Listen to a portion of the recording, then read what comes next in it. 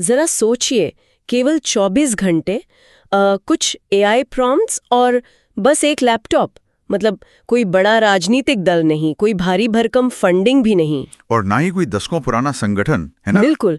15 मई 2026 को बॉस्टन में बैठा एक 30 साल का पब्लिक रिलेशंस का छात्र एक ऐसा डिजिटल आंदोलन खड़ा कर देता है जो महज 5 दिन के भीतर करोड़ों भारतीय युवाओं को अपने साथ जोड़ लेता है। ये सच में पागलपन है। मतलब एक ऐसा आंदोलन जिसने भारतीय इंटरनेट पर एकदम सुनामी ला दी। हाँ, और देश की जो स्थापित राजनीति है ना, उसकी जड़ें हिला दी।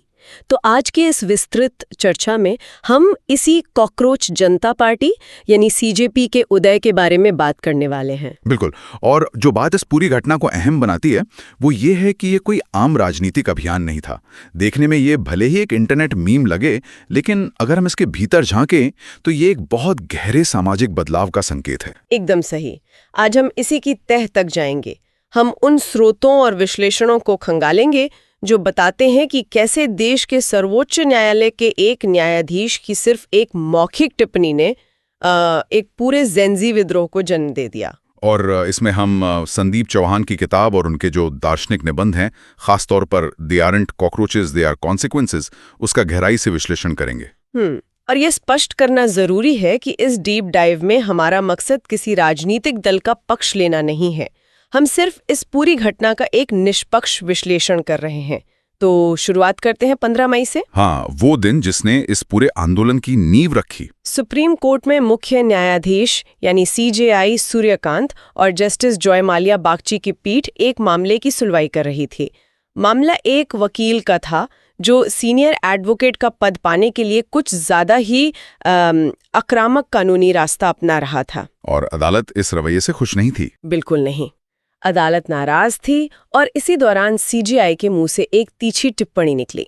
उन्होंने कहा कि समाज में कुछ परजीवी यानी पैरासाइट्स हैं। और उन्होंने ये भी कहा कि कुछ बेरोजगार युवा कॉकरोच की तरह हैं। मतलब जिन्हें जब नौकरी नहीं मिलती तो वे मीडिया, सोशल मीडिया या आरटीआई कार्यकर्ता बनकर सीधे सिस्टम पर हमला करने लगते हैं। लेकिन मुझे यहाँ एक बात समझ नहीं आती। अगले ही दिन सीजेआई ने अपनी इस टिप्पणी पर स्पष्टीकरण दे दिया था, है ना? उन्होंने साफ कहा कि मीडिया ने उनकी बात को गलत तरीके से पेश किया। हाँ, उन्होंने कहा था कि उनका इशारा उन लोगों की ओर था जो फर्जी डिग्री के सहारे वकालत या पत्रकारिता में आ गए हैं। और उन्होंने ये भी जोड़ा कि युवा तो भारत का स्तंभ है। तो फिर बात इतनी आगे कैसे बढ़ रही? मेरा मतलब है, क्या ये सिर्फ एक गलतफहमी का बतंगड़ नहीं था? देखो, मैं इसे थोड़ा अलग नजरिए से देखता हूँ और यहीं पर संदीप चौहान का वो विश्लेषण काम आता है जिसका मैंने पहले जिक्र किया था। वो आर्किटेक्चर ऑफ कॉन्सिक्वेंस वाला सिद्धांत। बिल्कुल। चौहान कहते हैं कि समाज हमेशा परिणामों का न्याय करता है, लेकिन उस वास्तुकला को, स्ट्रक्चर को भूल जाता है जिसने उन्हें पैदा किया है। जब सीजीआई ने वो शब्द कहा तो युवाओं ने इसे किसी गलतफहमी की तरह नहीं लिया। तो उन्होंने इसे कैसे लिया? उन्होंने इस अपमान को अपनी पहचान बना लिया, एक बैज ऑफ ऑनर की तरह। ये सिर्फ एक प्रतिक्रिया नहीं थी, बल्कि एक ऐसा क्षण था जहां शोषित वर्ग ने शोषक के शब्दों को ही अपना हथियार बना लिया। ये तो बिल्कुल जूडो के खेल जैसा लगता है। जूडो? वो कैसे? मतलब जूडो में आप सामने वाले के भारी वजन और गति का इस्तेमाल उसी को गिराने के लिए करते हैं, है ना? यहाँ भी युवाओं ने सत्ता के सबसे बड़े मंच से आए एक शब्द को लिया और उसे अपने लिए एक ढाल बना लिया। एकदम सटीक उपमा है ये एक तरह का डिजिटल जूडो ही था। महाराष्ट्र से आने वाले और बोस्टन में पढ़ाई कर रहे उसी 30 वर्षीय छात्र अभिजीत दिपके ने एक्स पर, जो पहले ट्विटर था, हाँ, उसने एक बहुत ही साधारण सा सवाल पूछा था। उसने लिखा, क्या हो अगर सारे कॉकरोच एक साथ आ जाए? बस। और वहीं से चिंगारी भड़क गई। क्लॉड और चैट जीपीटी जैसे एआई टूल्स का उपयोग करके रातों रात सीजीपी का निर्माण कर दिया गया। लेकिन कोई भी दांव तभी काम करता है जब जमीन पहले से तैयार हो, है ना?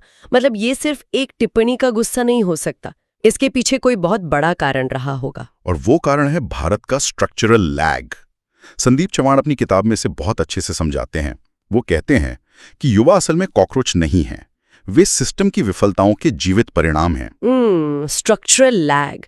अगर हम इसके आंकड़ों को देखें तो भारत में ग्रेजुएट युवाओं की बेरोजगारी दर 29.1% है, जो कि बहुत बड़ा आंकड़ा है। हाँ, मतलब जो युवा कभी स्कूल नहीं गए उनके मुकाबले पढ़े लिखे युवाओं में बेरोजगारी 9 गुना ज्यादा है।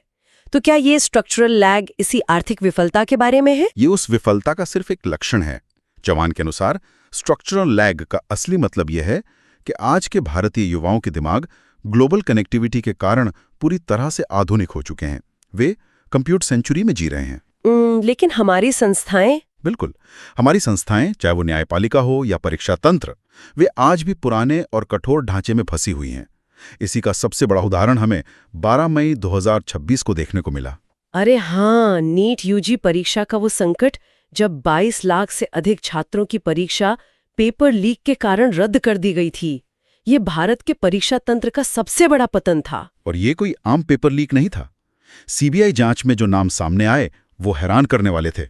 पीवी कुलकर्णी, जो कि एनटीए के पेपर सेटर थे, मनीषा मंधारे नाम की एक बायोलॉजी एक्सपर्ट, जिसने पुणे में एक सीक्रेट कोचिंग चलाई थी, है ना, जहां सवालों की डिक्टेशन दी जा रही थी, और वो शिवराज मोटेगांवकर उर्फ एम सर, जो कोचिंग माफिया का एक बड़ा चेहरा निकला। सही कहा, एनटीए जैसी संस्था की कमजोरियां पूरी तरह उजागर हो गईं।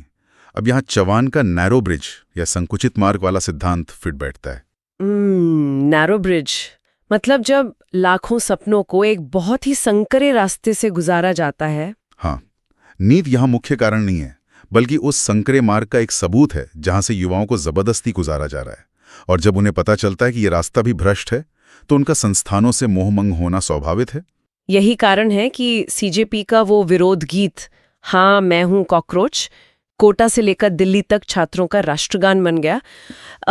उनके मैनिफेस्टो में जो मांगे हैं वो भी इसी दर्द से जुड़ी हैं। जैसे कि परीक्षा धोखाधड़ी के लिए गैर जमानती आपराधिक सजा की मांग। हाँ, और पुनर्मूल्यांकन फीस को खत्म करने की बात। ये साफ दिखाता है कि ये कोई इंटरनेट जोक नहीं है, ये लाखों छात्रों का असली दर्द है जिसे पारंपरिक राजनीति समझने में फेल रही है। लेकिन जिस तरह से उन्होंने इस दर्द को व्यक्त किया वो सबसे दिलचस्प है। आप उनके व्यंग्य वाले तरीके की बात कर रहे हैं ना? बिल्कुल।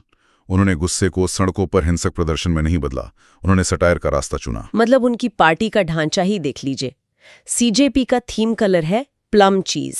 उनका मोटो है धर्मनिरपेक्ष, समाजवादी, लोकतांत्रिक और आलसी। और सदस्यता की शर्तें तो और भी मजेदार हैं। हाँ, बेरोजगार होना, आलसी होना, दिन में बाथरूम ब्रेक सहित 11 घंटे इंटरनेट पर बिताना, मतलब क्रॉनिकली ऑनलाइन होना, और एक पेशेवर रेंटर होना। सुनने वालों को ये सिर्फ एक मजाक लग सकता है, लेकिन संदीप चौहान इसे द रेजिस्टेंस पैराडॉक्स कहते हैं। प्रतिरोध का विरोधाभास। हाँ, चौहान का तर्क है कि जब सीधी बातचीत के रास्ते बंद हो जाते हैं, जब सड़क पर उतरने का मतलब पुलिस की लाठियां खाना होता है, तो हास्य और आयरनी ही प्रतिरोध का एकमात्र सुरक्षित माध्यम रह जाता है। लेकिन क्या इसमें ये खतरा नहीं है कि सत्ता में बैठे लोग उन्हें महज इंटरनेट ट्रोल्स कहकर खारिज कर दें? क्योंकि उनकी मांगे तो बहुत गंभीर है ना। गंभीर मांगे जैसे रिटायर्ड जजों को सरकारी पदों या राज्यसभा में जाने से रोकना, कॉरपोरेट मीडिया जैसे अडानी या रिलायंस के एकाधिकार को खत्म करना, और संसद में महिलाओं के लिए 50% आरक्षण। ये बहुत बड़े मुद्दे हैं। बिल्कुल है, लेकिन द रेजिस्टेंस पैराडॉक्स के अनुसार ये हास्य ही उनका असली डिजिटल कवच है। सत्ता एक सीधे हमले का जवाब बल प्रयोग से दे सकती है, लेकिन एक मीम पर लाठीचार्ज करना सत्ता को ही मूर्ख साबित कर देता है। ये तो काफी गहरी बात है। और इसे ही चौहान जेनजी रियलिज्म कहते हैं। आज का युवा हाइपर अवेयर है, उसे पता है कि ये लड़ाई सिर्फ एक अपमान के खिलाफ नहीं है, बल्कि इस कंप्यूटर सेंचुरी में अपनी पहचान बचाने की है। इसीलिए दीपके ने कुछ एआई टूल्स का इस्तेमाल करके ये पूरी राजनीतिक शक्ति खड़ी कर दी। ये दिखाता है कि एक भविष्य का प्रतिरोध कैसा दिखेगा। लेकिन सत्ता ने भी प्रतिक्रिया दी, जो कि अक्सर सेंसरशिप के रूप में ही आती है। हाँ, 21 मई को एक कानूनी मांग के तहत भारत में सीजेपी का एक्स अकाउंट ब्लॉक कर दिया गया, और अभिजीत डिपके को तो ये भी डर है कि भारत लौटने पर उन्हें सीधे तिहाड़ जेल भेज दिया जाएगा। लेकिन डिजिटल युग में सेंसरशिप हमेशा उल्टा असर करती है, जिसे हम स्ट्रे सैंड इफेक्ट कहते हैं। वीरदास जैसे कलाकारों ने भी इस पर बात की है। बिल्कुल, सीजेपी ने तुरंत नया अकाउंट बना लिया @cockroachesback, और सिर्फ 5 दिनों में इंस्टाग्राम पर उनके 18 मिलियन यानी 1.8 करोड़ फॉलोअर्स हो गए। ये आंकड़ा तो बड़ी बड़ी स्थापित पार्टियों के आधिकारिक हैंडल से भी ज्यादा है। लेकिन इस पूरे मामले का एक बहुत डार्क साइड भी है। द वायर के एक लेख ने इस ऐतिहासिक संदर्भ पर ध्यान खींचा है। हाँ, वो अमानवीय भाषा वाला संदर्भ। बिल्कुल। उस लेख में बताया गया है कि कैसे रवांडा में तुत्सी समुदाय को कॉकरोच कहा गया था और नाजी जर्मनी में यहूदियों को परजीवी। रॉबर्ट प्लान ऑफ एक्शन के तहत ये स्पष्ट है कि शीर्ष पदों पर बैठे लोगों द्वारा ऐसी भाषा का इस्तेमाल कितना खतरनाक हो सकता है। अब जाहिर है कि सीजीआई का ऐसा कोई इरादा नहीं था। हाँ, वो तो साफ है। लेकिन जब सत्ता के इतने ऊंचे पद से ऐसे शब्द निकलते हैं तो उनका वजन बहुत भारी होता है और वो इतिहास के इन काले पन्नों की याद दिला देता है। ये सचमुच हैरान करने वाला है। खैर, इस आंदोलन की एक और पेचीदगी है। विपक्ष के कई बड़े नेता जैसे महुआ मोइत्रा, कीर्ति आजाद और मनीष सिसोदिया अब इसका समर्थन कर रहे हैं। मनीष सिसोदिया ने तो कहा भी था ना कि मगरमच्छ बनाम कॉकरोच की लड़ाई में वो कॉकरोच के साथ हैं। हाँ, तो क्या ये राजनीतिक समर्थन सीजेपी के लिए फायदेमंद है? ये एक दुधारी तलवार है। समर्थन से आंदोलन को वैधता तो मिलती है, लेकिन इसके ऑर्गेनिक और गैर राजनीतिक होने का जो चरित्र है उसके खत्म होने का खतरा भी है। और ये खतरा इसलिए भी बड़ा है क्योंकि अभिजीत दिपके पहले आम आदमी पार्टी के वॉलंटियर रह चुके हैं। तो क्या ये आंदोलन आप पार्टी का ही कोई प्लांट है? ये एक थ्योरी चल रही है सोशल मीडिया पर, और ये एक वाजिब चिंता है कि कहीं ये युवा उसी दलदल का हिस्सा ना बन जाएं जिसका वो विरोध कर रहे हैं। और अब तो ये आंदोलन डिजिटल दुनिया से बाहर भी आ रहा है। स्वयंसेवक कॉकरोच की वेशभूषा पहनकर यमुना नदी की सफाई कर रहे हैं। और इसके व्यवसायीकरण की होड़ भी तो मच गई है। वो ट्रेडमार्क रजिस्ट्री वाली कानूनी लड़ाई जहां अजीम आदम भाई जाम, अखंड स्वरूप और खुद दिपके आमने सामने हैं। बिल्कुल, लेकिन इन सब से बड़ी एक राजनीतिक चुनौती है जो अब उनके सामने खड़ी है। हाँ, बिहार के पटना में बांकीपुर विधानसभा उपचुनाव, जो बीजेपी के नितिन नवीन के इस्तीफे से खाली हुई है। सीजेपी समर्थक वहां चुनाव लड़ने की तैयारी कर रहे हैं। ये एक बहुत बड़ा कदम है। मुझे तो ये ऐसा लगता है जैसे कोई वीडियो गेम खेल रहा हो और अचानक उठकर असल जिंदगी में मेयर का चुनाव लड़ने का फैसला कर ले। क्या सोशल मीडिया के लाइक्स सच में ईवीएम के वोटों में बदल सकते हैं, वो भी बिहार जैसे राज्य में? ये बहुत ही अहम सवाल है और यहीं पे संदीप चौहान की चेतावनी काम आती है। वो कहते हैं कि संस्थानों को इस मजाक पर नहीं बल्कि इसके पीछे छपे सिग्नल पर ध्यान देना चाहिए। सिग्नल। हाँ, ये विद्रोह अब प्रतिरोध में बदल रहा है। विद्रोह सुधार की गुंजाइश रखता है, लेकिन अगर संस्था ने इस सिग्नल को नहीं पढ़ती तो ये प्रतिरोध बहुत जल्द सिनिसिज्म या निराशावाद में बदल जाएगा। और एक बार जब एक पूरी पीढ़ी सिस्टम से निराश हो जाती है तो वे लड़ना छोड़ देते हैं, वे देश छोड़ देते हैं, जिसे हम ब्रेन ड्रेन कहते हैं, या फिर सिस्टम से पूरी तरह कट जाते हैं। निराशावाद भविष्य को ही खत्म कर देता है। तो इस पूरी चर्चा का सार यही है कि सीजेपी सिर्फ एक पार्टी या कोई इंटरनेट मीम नहीं है। ये कंप्यूटर सेंचुरी में जी रहे उन युवाओं की हताशा का एक जीवित दर्पण है। एकदम सही। ये एक ऐसा सिग्नल है जिसे हमारी संस्थाओं को बहुत गंभीरता से लेने की जरूरत है। बिल्कुल। और इस चर्चा को खत्म करते हुए सुनने वालों के लिए एक गहरा विचार है जो छोड़कर जाना चाहूंगी। वो क्या?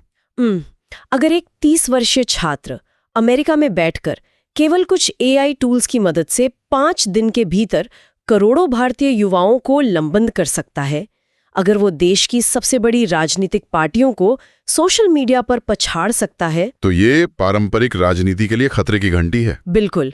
तो क्या ये इस बात का संकेत नहीं है कि हमारे पारंपरिक राजनीतिक दलों का ढांचा अब पूरी तरह से पुराना हो चुका है? क्या भविष्य की बड़ी राजनीतिक क्रांतियां अब सड़कों या रैलियों में नहीं बल्कि किसी अनजान व्यक्ति द्वारा लिखे गए एक ओपन सोर्स एआई प्रॉम्प्ट से जन्म लेंगी? ये एक ऐसा सवाल है जो आने वाले कई सालों तक गूंजता रहेगा।